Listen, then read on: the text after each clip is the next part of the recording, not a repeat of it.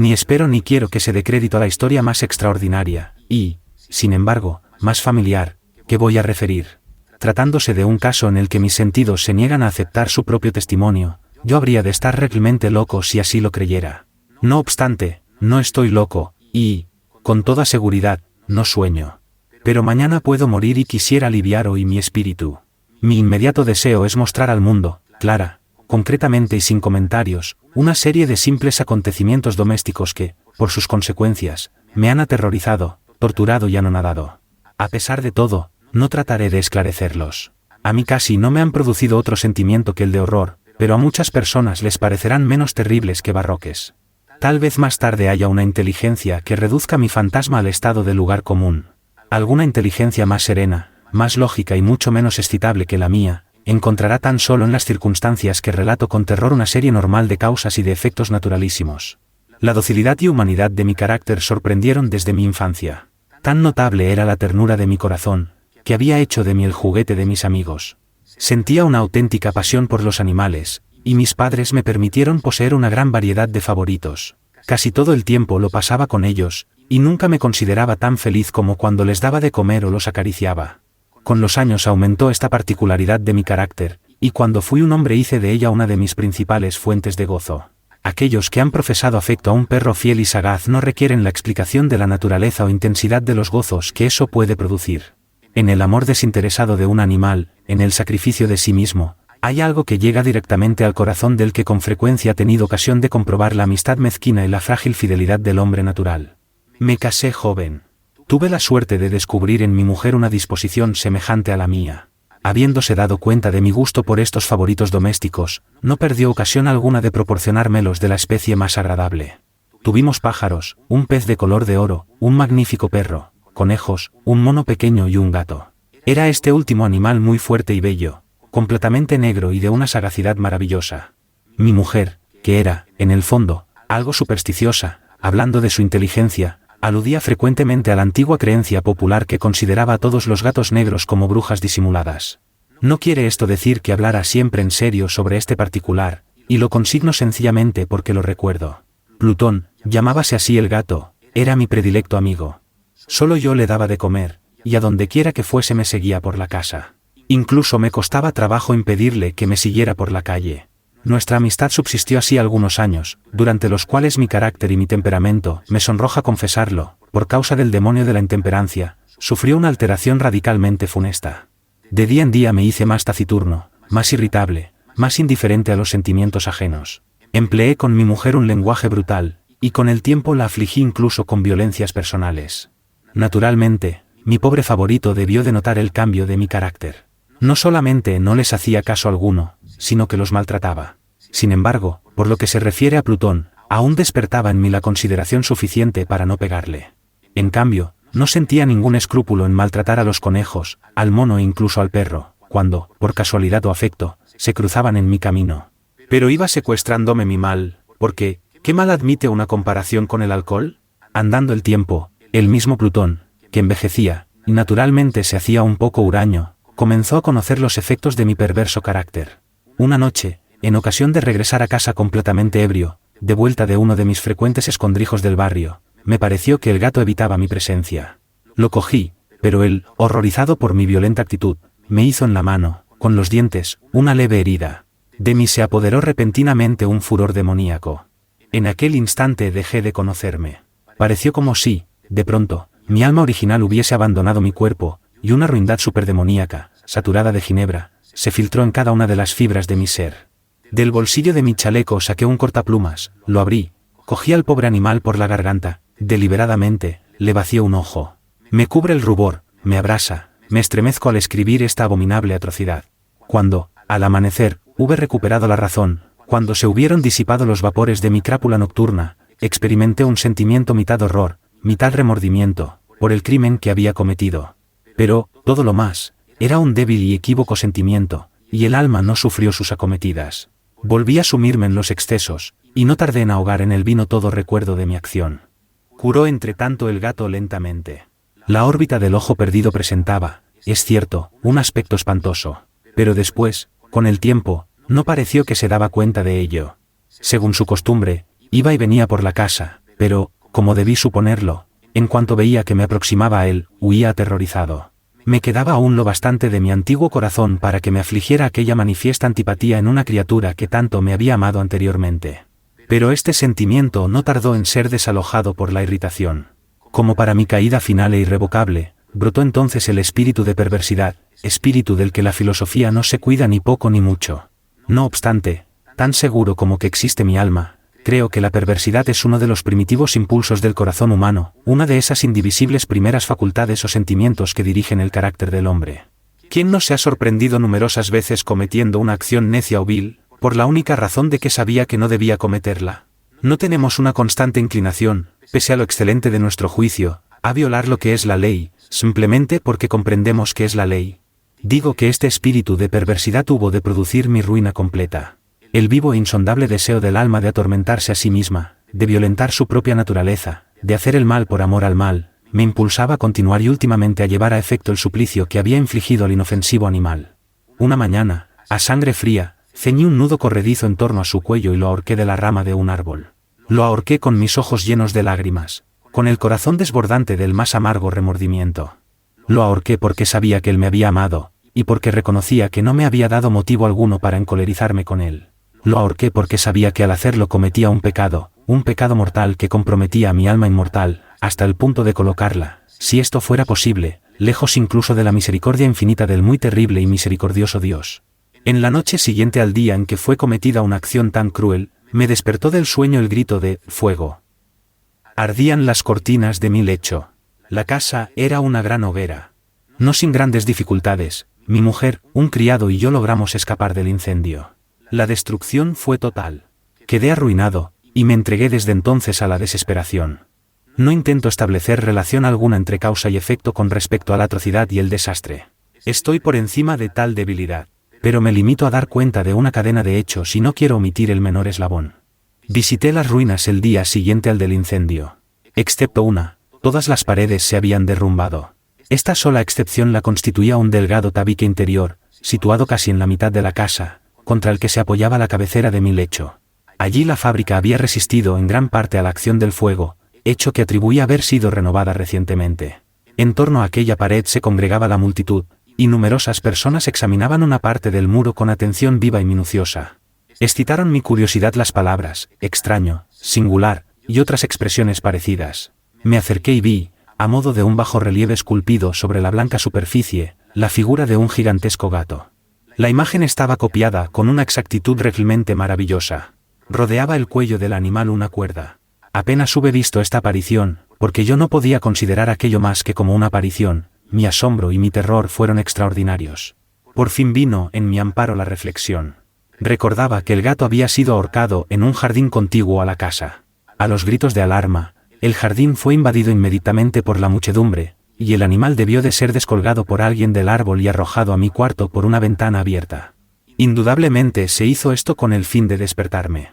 El derrumbamiento de las restantes paredes había comprimido a la víctima de mi crueldad en el yeso recientemente extendido. La cal del muro, en combinación con las llamas y el amoníaco del cadáver, produjo la imagen tal como yo la veía, aunque prontamente satisfice así a mi razón, ya que no por completo mi conciencia, no dejó, sin embargo, de grabar en mi imaginación una huella profunda el sorprendente caso que acabo de dar cuenta. Durante algunos meses no pude liberarme del fantasma del gato, y en todo este tiempo nació en mi alma una especie de sentimiento que se parecía, aunque no lo era, al remordimiento. Llegué incluso a lamentar la pérdida del animal y a buscar en torno mío, en los miserables tugurios que a la sazón frecuentaba, otro favorito de la misma especie y de facciones parecidas que pudiera sustituirle. Hallábame sentado una noche, medio aturdido, en un bodegón infame, cuando atrajo repentinamente mi atención un objeto negro que yacía en lo alto de uno de los inmensos barriles de ginebra o ron que componían el mobiliario más importante de la sala. Hacía ya algunos momentos que miraba a lo alto del tonel, y me sorprendió no haber advertido el objeto colocado encima. Me acerqué a él y lo toqué. Era un gato negro, enorme, tan corpulento como Plutón, al que se parecía en todo menos en un pormenor. Plutón no tenía un solo pelo blanco en todo el cuerpo, pero este tenía una señal ancha y blanca aunque de forma indefinida, que le cubría casi toda la región del pecho. Apenas puse en él mi mano, se levantó repentinamente, ronroneando con fuerza, se restregó contra mi mano y pareció contento de mi atención. Era pues, el animal que yo buscaba. Me apresuré a proponer al dueño su adquisición, pero éste no tuvo interés alguno por el animal. Ni le conocía ni le había visto hasta entonces. Continué acariciándole, y cuando me disponía a regresar a mi casa, el animal se mostró dispuesto a seguirme. Se lo permití, e inclinándome de cuando en cuando, caminamos hacia mi casa acariciándole. Cuando llegó a ella se encontró como si fuera la suya, y se convirtió rápidamente en el mejor amigo de mi mujer. Por mi parte, no tardó en formarse en mí una antipatía hacia él. Era, pues, precisamente, lo contrario de lo que yo había esperado. No sé cómo ni por qué sucedió esto, pero su evidente ternura me enojaba y casi me fatigaba. Paulatinamente, estos sentimientos de disgusto y fastidio acrecentaron hasta convertirse en la amargura del odio. Yo evitaba su presencia. Una especie de vergüenza, y el recuerdo de mi primera crueldad, me impidieron que lo maltratara. Durante algunas semanas me abstuve de pegarle o de tratarle con violencia, pero gradual, insensiblemente, llegué a sentir por él un horror indecible, y a eludir en silencio, como si huyera de la peste, su odiosa presencia. Sin duda, lo que aumentó mi odio por el animal fue el descubrimiento que hice a la mañana del siguiente día de haberlo llevado a casa. Como Plutón, también él había sido privado de uno de sus ojos. Sin embargo, esta circunstancia contribuyó a hacerle más grato a mi mujer, que, como he dicho ya, poseía grandemente la ternura de sentimientos que fue en otro tiempo mi rasgo característico y el frecuente manantial de mis placeres más sencillos y puros. Sin embargo, el cariño que el gato me demostraba parecía crecer en razón directa de mi odio hacia él. Con una tenacidad imposible de hacer comprender al lector, seguía constantemente mis pasos. En cuanto me sentaba, acurrucábase bajo mi silla, o saltaba sobre mis rodillas, cubriéndome con sus caricias espantosas. Si me levantaba para andar, metíase entre mis piernas y casi me derribaba, o bien, clavando sus largas y agudas garras en mi ropa, trepaba por ellas hasta mi pecho. En esos instantes, aun cuando hubiera querido matarle de un golpe, me lo impedía en parte el recuerdo de mi primer crimen, pero, sobre todo, me apresuro a confesarlo, el verdadero terror del animal. Este terror no era positivamente el de un mal físico, y, no obstante, me sería muy difícil definirlo de otro modo. Casi me avergüenza confesarlo. Aun en esta celda de malhechor, casi me avergüenza confesar que el horror y el pánico que me inspiraba el animal habíanse acrecentado a causa de una de las fantasías más perfectas que es posible imaginar. Mi mujer, no pocas veces, había llamado mi atención con respecto al carácter de la mancha blanca de que he hablado y que constituía la única diferencia perceptible entre el animal extraño y aquel que había matado yo. Recordará, sin duda, el lector que esta señal, aunque grande, tuvo primitivamente una forma indefinida, pero lenta, gradualmente, por fases imperceptibles y que mi razón se esforzó durante largo tiempo en considerar como imaginaria, había concluido adquiriendo una nitidez rigurosa de contornos. En ese momento era la imagen de un objeto que me hace temblar nombrarlo. Era, sobre todo, lo que me hacía mirarle como a un monstruo de horror y repugnancia, y lo que, si me hubiera atrevido, me hubiese impulsado a librarme de él. Era ahora, digo, la imagen de una cosa abominable y siniestra, la imagen de la horca. Oh lúgubre y terrible máquina, máquina de espanto y crimen, de muerte y agonía. Yo era entonces, en verdad, un miserable, más allá de la miseria posible de la humanidad. Una bestia bruta, cuyo hermano fue aniquilado por mí con desprecio, una bestia bruta engendraba en mí, hombre formado a imagen del Altísimo, tan grande e intolerable infortunio. ¡Ay! Ni de día ni de noche conocía yo la paz del descanso. Ni un solo instante, durante el día, dejábame el animal. Y de noche, a cada momento, cuando salía de mis sueños lleno de indefinible angustia, era tan solo para sentir el aliento tibio de la cosa sobre mi rostro y su enorme peso, encarnación de una pesadilla que yo no podía separar de mí y que parecía eternamente posada en mi corazón. Bajo tales tormentos sucumbió lo poco que había de bueno en mí. Infames pensamientos convirtiéronse en mis íntimos, los más sombríos, los más infames de todos los pensamientos. La tristeza de mi humor de costumbre se acrecentó hasta hacerme aborrecer a todas las cosas y a la humanidad entera. Mi mujer, sin embargo, no se quejaba nunca de. Era mi paño de lágrimas de siempre. La más paciente víctima de las repentinas, frecuentes e indomables expansiones de una furia a la que ciertamente me abandoné desde entonces. Para un quehacer doméstico, me acompañó un día al sótano de un viejo edificio en el que nos obligara a vivir nuestra pobreza. Por los agudos peldaños de la escalera me seguía el gato, y, habiéndome hecho tropezar la cabeza, me exasperó hasta la locura. Apoderándome de un hacha y olvidando en mi furor el espanto pueril que había detenido hasta entonces mi mano, dirigí un golpe al animal, que hubiera sido mortal si le hubiera alcanzado como quería. Pero la mano de mi mujer detuvo el golpe. Una rabia más que diabólica me produjo esta intervención. Liberé mi brazo del obstáculo que lo detenía y le hundí a ella el hacha en el cráneo. Mi mujer cayó muerta instantáneamente, sin exhalar siquiera un gemido. Realizado el horrible asesinato, inmediata y resueltamente procuré esconder el cuerpo. Me di cuenta de que no podía hacerlo desaparecer de la casa, ni de día ni de noche, sin correr el riesgo de que se enteraran los vecinos. Asaltaron mi mente varios proyectos. Pensé por un instante en fragmentar el cadáver y arrojar al suelo los pedazos. Resolví después cavar una fosa en el piso de la cueva. Luego pensé arrojarlo al pozo del jardín. Cambié la idea y decidí embalarlo en un cajón, como una mercancía, en la forma de costumbre, y encargar a un mandadero que se lo llevase de casa. Pero, por último, me detuve ante un proyecto que consideré el más factible. Me decidí a emparedarlo en el sótano, como se dice que hacían en la Edad Media los monjes con sus víctimas. La cueva parecía estar construida a propósito para semejante proyecto. Los muros no estaban levantados con el cuidado de costumbre y no hacía mucho tiempo había sido cubierto en toda su extensión por una capa de yeso que no dejó endurecer la humedad. Por otra parte, había un saliente en uno de los muros, producido por una chimenea artificial o especie de hogar que quedó luego tapado y dispuesto de la misma forma que el resto del sótano. No dudé que me sería fácil quitar los ladrillos de aquel sitio, colocar el cadáver y emparedarlo del mismo modo, de forma que ninguna mirada pudiese descubrir nada sospechoso. No me engañó mi cálculo. Ayudado por una palanca, separé sin dificultad los ladrillos y, habiendo luego aplicado cuidadosamente el cuerpo contra la pared interior, lo sostuve en esta postura hasta poder establecer sin gran esfuerzo toda la fábrica a su estado primitivo. Con todas las precauciones imaginables, me preocupé una argamasa de cal y arena, preparé una capa que no podía distinguirse de la primitiva y cubrí escrupulosamente con ella el nuevo tabique. Cuando terminé, vi que todo había resultado perfecto. La pared no presentaba la más leve señal de arreglo. Con el mayor cuidado barrí el suelo y recogí los escombros, miré triunfalmente en torno mío y me dije, por lo menos, aquí, mi trabajo no ha sido infructuoso. Mi primera idea, entonces, fue buscar al animal que fue causante de tan tremenda desgracia, porque, al fin, había resuelto matarlo. Si en aquel momento hubiera podido encontrarle, nada hubiese evitado su destino. Pero parecía que el artificioso animal, ante la violencia de mi cólera, habíase alarmado y procuraba no presentarse ante mí, desafiando mi mal humor. Imposible describir o imaginar la intensa, la apacible sensación de alivio que trajo a mi corazón la ausencia de la detestable criatura. En toda la noche se presentó, y esta fue la primera que gocé desde su entrada en la casa, durmiendo tranquila y profundamente. Sí, dormí con el peso de aquel asesinato en mi alma. Transcurrieron el segundo y el tercer día. Mi verdugo no vino, sin embargo. Como un hombre libre, respiré una vez más. En su terror, el monstruo había abandonado para siempre aquellos lugares.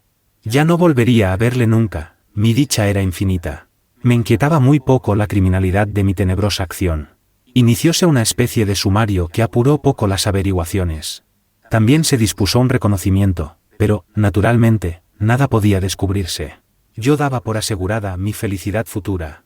Al cuarto día después de haberse cometido el asesinato, se presentó inopinadamente en mi casa un grupo de agentes de policía y procedió de nuevo a una rigurosa investigación del local. Sin embargo, confiado en lo impenetrable del escondite, no experimenté ninguna turbación. Los agentes quisieron que les acompañasen sus pesquisas. Fue explorado hasta el último rincón. Por tercera o cuarta vez bajaron por último a la cueva. No me altere lo más mínimo. Como el de un hombre que reposa en la inocencia, mi corazón latía pacíficamente. Recorrí el sótano de punta a punta, crucé los brazos sobre mi pecho y me pasé indiferente de un lado a otro. Plenamente satisfecha, la policía se disponía a abandonar la casa. Era demasiado intenso el júbilo de mi corazón para que pudiera reprimirlo. Sentía la viva necesidad de decir una palabra tan solo a modo de triunfo, y hacer doblemente evidente su convicción con respecto a mi inocencia. Señores, dije, por último, cuando los agentes subían la escalera, es para mí una gran satisfacción habrá desvanecido sus sospechas. Deseo a todos ustedes una buena salud y un poco más de cortesía. Dicho sea de paso, señores, tienen ustedes aquí una casa construida, apenas sabía lo que hablaba, en mi furioso deseo de decir algo con aire deliberado. Puedo asegurar que esta es una casa excelentemente construida. ¿Estos muros? ¿Se van ustedes, señores? Estos muros están construidos con una gran solidez. Entonces, por una fanfarronada frenética, golpeé con fuerza, con un bastón que tenía en la mano en ese momento, precisamente sobre la pared del tabique tras el cual yacía la esposa de mi corazón. ¡Ah! Que por lo menos Dios me proteja y me libre de las garras del archidemonio. Apenas hubose hundido en el silencio el eco de mis golpes, me respondió una voz desde el fondo de la tumba. Era primero una queja, velada y encontrada como el sollozo de un niño. Después, enseguida, se hinchó en un prolongado, sonoro y continuo, completamente anormal e inhumano, un alarido, un aullido, mitad horror, mitad triunfo, como solamente puede brotar del infierno, horrible armonía que surgiera al unísono de las gargantas de los condenados en sus torturas y de los demonios que gozaban en la condenación. Sería una locura expresaros mis sentimientos. Me sentí desfallecer, y tambaleándome, caí contra la pared opuesta. Durante un instante detuviéronse en los escalones los agentes. El terror los había dejado atónitos. Un momento después, 12 brazos robustos atacaron la pared, que cayó a tierra de un golpe. El cadáver, muy desfigurado y cubierto de sangre coagulada, apareció, rígido, a los ojos de los circundantes. Sobre su cabeza, con las rojas fauces dilatadas y llameando el único ojo, se posaba el odioso animal cuya astucia me llevó al asesinato y cuya reveladora voz me entregaba al verdugo. Yo había emparedado al monstruo en la tumba.